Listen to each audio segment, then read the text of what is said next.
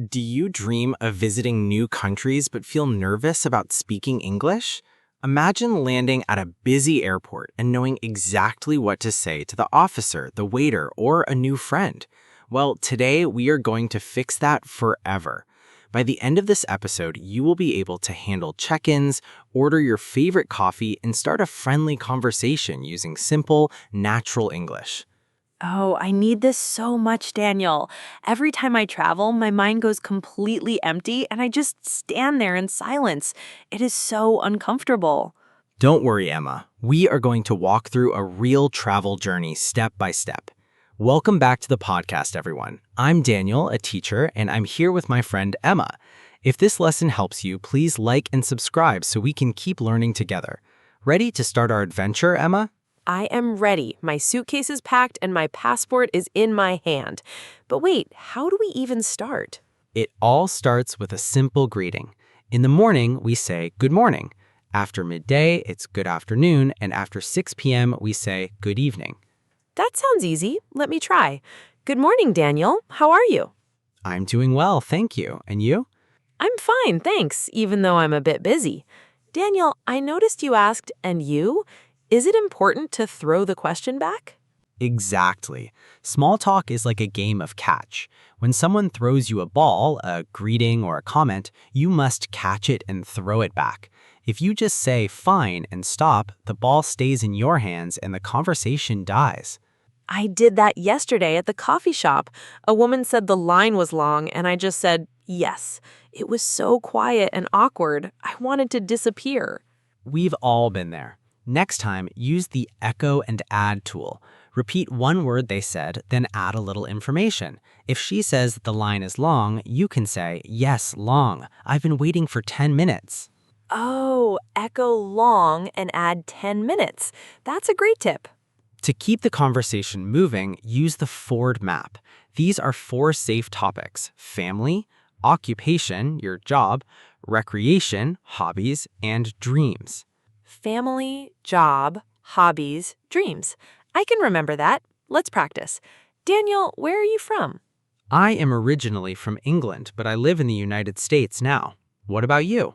I was born and raised in Brazil. I'm currently living in Portugal. Very natural. Born and raised is a perfect phrase to show where your home truly is. Listeners, try saying that out loud right now. I was born and raised in, and add your city. Daniel, I have a confession.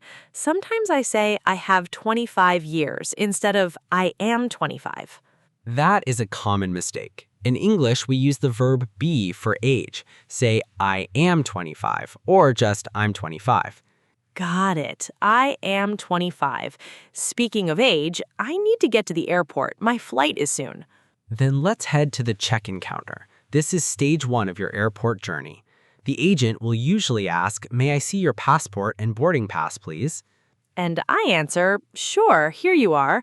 I learned that handing it over with here you go or here you are sounds much more natural than saying here it is.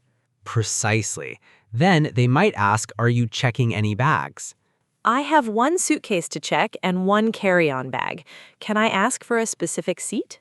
Yes, you can say, could I have a window seat, please? I love the window seat. I like watching the clouds.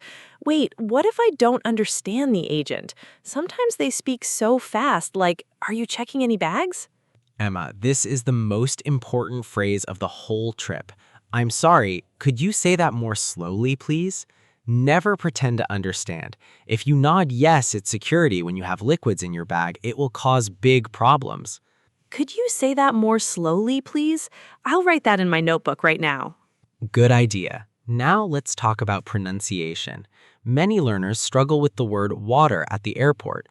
In American English, the T sounds like a quick D. It's a flap T. Repeat after me. Water. Water. That sounds so different from the British water with a sharp T. It does. And watch out for the schwa sound. It's the most common vowel sound in English, like the A in banana or about. It sounds like a relaxed Banana. About. It's like the vowel is very lazy. Exactly. It's a neutral, relaxed sound. Now, let's imagine you have landed. You're at the immigration. This is where people feel the most nervous. My hands were shaking the first time. You don't need to be afraid. They always ask the same 4 questions. 1. What is the purpose of your visit? 2. How long will you be staying? 3. Where will you be staying? And 4. What do you do for work? For the first one, I can just say tourism or vacation, right? Yes, keep your answers short and direct. If you're staying at a hotel, say the name, the Hilton Hotel. What if I lost my bag? That happened to me in London. Oh no, you must go to the baggage claim help desk. Say, my luggage didn't come out on the carousel. Then you describe it. It is a medium-sized navy blue suitcase. In London, the agent was very kind. He said, "We will track it down." That means find it, right?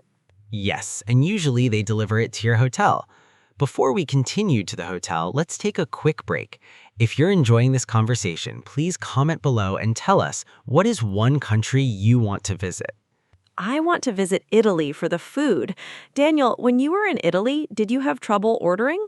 Not at all. Once you know the formula, ordering coffee or meals is easy. Step 1, say a warm hello. Step 2, say the drink or meal. Step 3, tell them the size. And Step 4, ask for extras like milk or sugar. Hello, I'd like a vanilla latte, medium size, with oat milk, please. Perfect. You are a natural. But wait, did you notice you used I'd like? Yes, it sounds more polite than I want. It is. I'd like is short for I would like. In English, we use contractions like I'm, your, and I'd all the time. If you don't use them, you might sound a bit like a robot. I don't want to be a robot. I want to sound human. Daniel, I have another grammar question. Sometimes I get confused between say and tell. This is a tricky one. Remember this, you tell someone something, but you say something. You can't say me the answer, you tell me the answer. Okay, so she told me the flight was delayed, but she said the flight was delayed. Exactly, you've got it. Now, let's imagine you're at the hotel. You have a reservation. Hi, I have a reservation for Emma Silva. Does the price include breakfast? That's a great question to ask. Is breakfast included? And you might want to ask what time is checkout. Usually it's 11 a.m. or noon. I always ask for the Wi-Fi password too. I can't live without it. Me neither. Do you have free Wi-Fi is a very useful phrase. Now, Emma, what if you're walking in the city and you get lost? I usually look at my phone, but once my battery died, I had to ask a stranger for directions. I said, "Excuse me, where is the nearest supermarket?" That's perfect. Using excuse me is a very polite way to break the ice. And remember, people are usually happy to help if you are kind. One person told me to go straight and turn left. I was so confused by left and right for a second. It happens to everyone. Just use your hands to point and confirm. So that way, gestures help a lot when you're learning. Daniel, we have covered so much today.